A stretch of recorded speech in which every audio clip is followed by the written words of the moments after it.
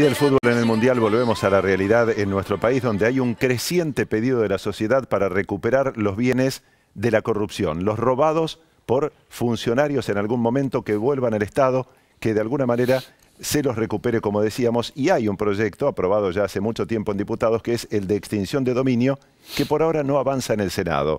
Para ampliar con respecto a este tema, estamos con Sebastián Garat, que es el jefe de Gabinete de Criminología del Ministerio de Justicia. Gracias por estar, Sebastián. Muchas gracias por la invitación. Estamos para todo el país, miles de personas mirando, muchos no saben qué es la extinción de dominio. ¿De qué se trata el proyecto?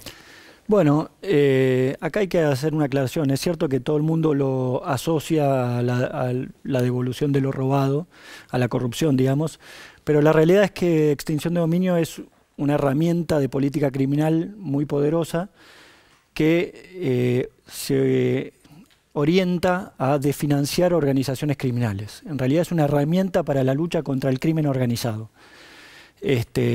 Justamente a lo que apuntan los proyectos es a quitarle los bienes a las organizaciones delictivas.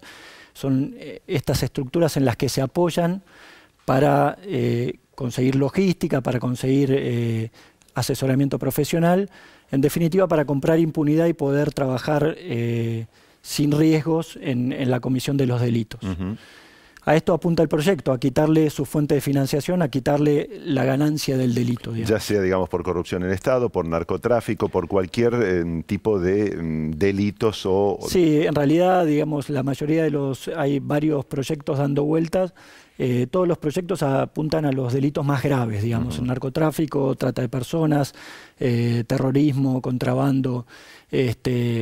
Obviamente en ese paquete entra la corrupción, pero siempre pensando en organizaciones delictivas. No digamos, no es un instrumento es un instrumento excepcional que no apunta al ciudadano común, a los bienes de las personas común y corrientes, sino a las organizaciones, a desfinanciar organizaciones delictivas. Correcto, por lo menos lo que se ha demostrado que tienen, porque hay organizaciones delictivas de las cuales se ha demostrado, o hay personas detenidas que se demostró ya que tienen determinada cantidad de dinero o de bienes mal habidos. Después hay otros difíciles de comprobar, por supuesto. Sí, en esto, a ver, los proyectos tuvieron varias idas y vueltas en el Congreso. La Cámara de Diputados aprobó, dio media sanción a un proyecto que parecía muy ambicioso. Es un proyecto que establece un régimen muy similar al que está vigente, por ejemplo, en Colombia.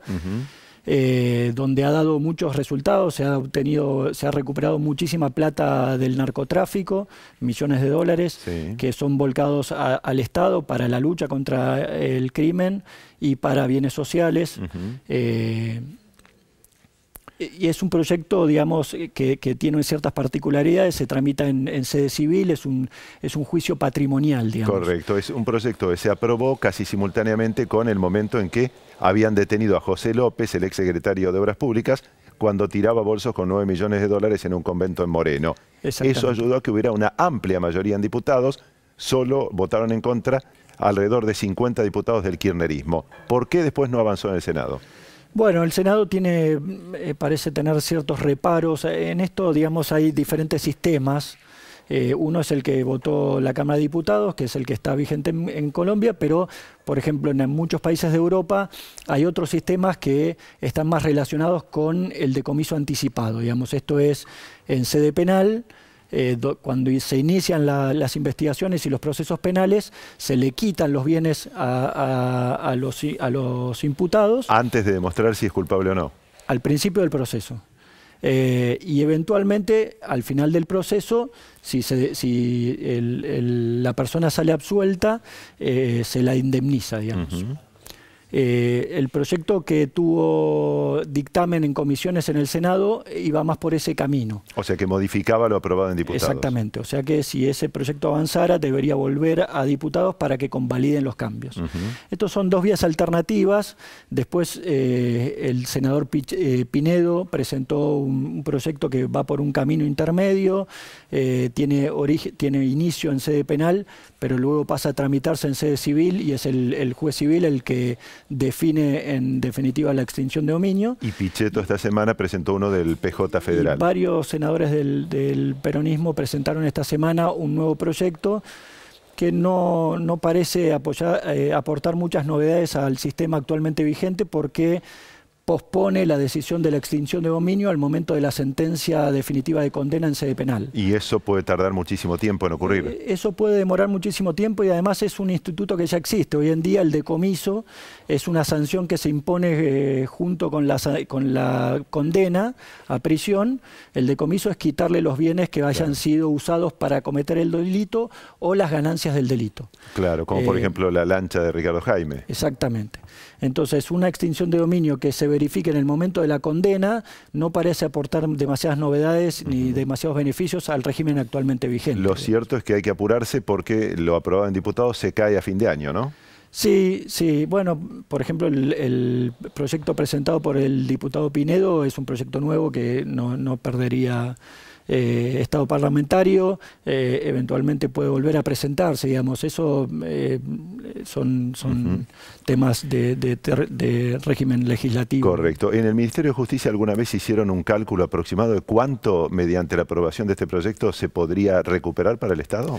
No, pero sí hay experiencias muy fructíferas en Colombia, en Brasil con el Lavallato, en Europa también, bueno, ni hablar en Estados Unidos. Realmente es muchísima la plata que va a las arcas del Estado para fines sociales, que es plata que proviene de la comisión de delitos, digamos.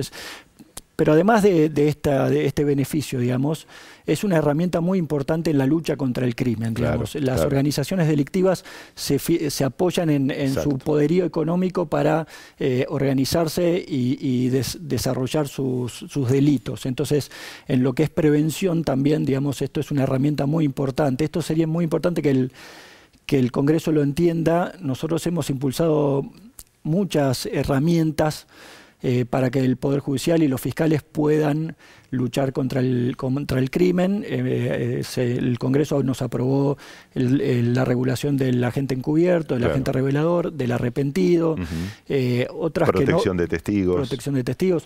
Otras que no han pasado el filtro, como vigilancias acústicas. Pero es importante que el Congreso entienda que estas son organizaciones peligrosas, y que no se puede luchar contra el crimen organizado con arco y flechas, digamos. Tal cual, hay que sacarles la financiación. Herramientas modernas, herramientas que se apoyen en la tecnología, hay que atacar la financiación de los grupos organizados. Realmente necesitamos darle al Poder Judicial herramientas eficaces para que puedan obtener resultados. Está clarísimo. Sebastián, muchas gracias. No hay por qué. Sebastián Garat es el jefe de Gabinete de Criminología del Ministerio de Justicia de la Nación. Breve pausa y seguimos en el Noticiero Central de la TV Pública.